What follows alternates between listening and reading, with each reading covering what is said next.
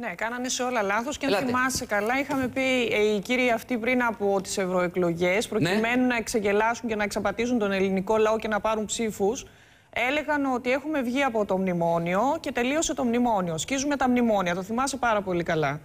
Έτσι λοιπόν έρχονται σήμερα και λένε τι να κάνουμε, πάλι λάθος κάναμε. Τελικά δεν είναι τόσο εύκολο να βγούμε από το μνημόνιο. Όταν τους λέγαμε λοιπόν, και εγώ συγκεκριμένα και στην εκπομπή σου, είπα επανειλημμένως ότι το μνημόνιο δεσμεύει τη χώρα με τις δανειακές συμβάσεις και την αποπληρωμή των τόκων και των κοχρεωλησίων μέχρι το 2060 περίπου, έλεγαν ότι πρόκειται για λαϊκισμό και για ψεύδος. Τελικά αποδείχθηκε ότι αυτοί έλεγαν ψέματα για τους συγκεκριμένους λόγους και για καθαρά ψηφοθυρικούς. Έτσι λοιπόν έχουμε να κάνουμε μια κυβέρνηση στην ουσία οι οποίοι είναι ψεύτες. Και είναι πάρα πολύ σημαντικό αυτό, γιατί από τη μία, και επειδή ο καθηγητής είπε προηγουμένως ότι είναι προσωποκεντρικά τα κόμματα και είναι κλάθος όλη αυτή η ιστορία, γι' αυτό δεν θα βρούνε. Μα δεν μπορείς πρέπει να μην ξεχνάμε ότι τα κόμματα τα οποία κυβέρνησαν 40 χρόνια τη χώρα, με εναλλαγή ήταν η Νέα Δημοκρατία και το ΠΑΣΟΚ. Και οδήγησαν τη χώρα με αποκορύφωμα την κυβέρνηση, ένα λεπτό, την κυβέρνηση Σαμαρά. Την οδήγησαν στην εξαθλίωση και την οδήγησαν στο να ζει κόσμος με τα παιδιά τους στους δρόμους και στα αυτοκίνητα, σε τσίγκους, να μην έχουν φάρμακα, να μην υπάρχουν νοσοκομεία και να είναι αποδομημένος όλος ο κρατικός μηχανισμός. Δηλαδή, οδήγησαν σε ανθρωπιστική κρίση αποδεδειγμένα τη χώρα.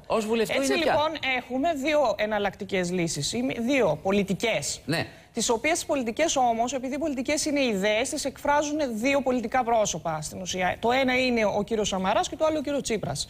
Λόγω του ότι είναι αρχηγός εξωματικής αντιπολίτευσης. Αυτές οι πολιτικές είναι η πολιτική της διάλυσης, της απαξίωσης, της ανθρωπιστικής κρίσης και της εκποίησης της δημόσιας περιουσίας, και είναι η άλλη που είναι μια εναλλακτική πρόταση αναδόμησης της χώρας. Η πρόταση είναι να προκηρυχθούν άμεσα εκλογές που έπρεπε να έχουν προκηρυχτεί χθες. Οι άνθρωποι αυτοί πρέπει να φύγουν από την εξουσία και να δοθεί στους Έλληνες πολίτες ξεκάθαρα το δικαίωμα, το υπέρτατο δικαίωμα όπως έχουν κατά το Σύνταγμα, να επιλέξουν πώς θέλουν να κυβερνηθούν με τις δύο προτάσεις. Και η μία πρόταση δεν μπορούν να κάτσουν στο τραπέζι των διαπραγματεύσεων για δύο λόγους.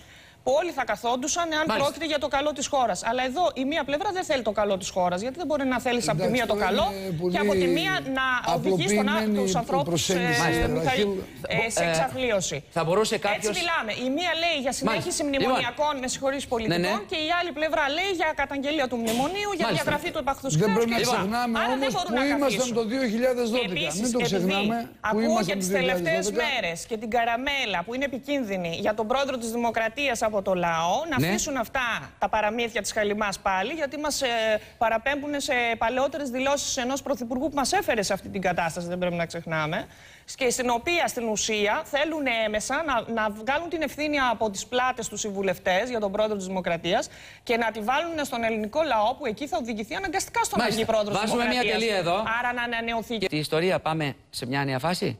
Όχι, γιατί όπως σας είπα στο εισαγωγικό, το μνημόνιο και οι δανειακές συμβάσεις τελειώνουν το 2065. Εκεί είναι ο ορίζοντάς τους. Δηλαδή, μέχρι το 2065 θα πληρώνουμε για τόκους και τοκοχρεωλήσια κάποια δισεκατομμύρια ευρώ. Αυτή τη στιγμή για το 2015 είναι γύρω στα 16 δισεκατομμύρια ευρώ μόνο τόκοι και τοκοχρεωλήσια. Αντιλαμβάνεται λοιπόν κανείς ότι ό,τι χρήματα παίρνουν από τους φόρους, από τους πολίτες, με αυτή τη φορολιστρική πολιτική που ακολουθούν, θα πηγαίνουν σε μία μαύρη τρύπα που λέγεται χρέος και στην αποπληρωμή τόκων και τοκοχρεωλησίων. Είπε ο καθηγητής ότι η πολιτική πρέπει να στρέφεται στον πολίτη. Πριν από λίγες μέρες τηλεφώνησε μια γυναίκα. Και λέει: σας παρακαλώ θερμά. Μάγδα, τι έγινε?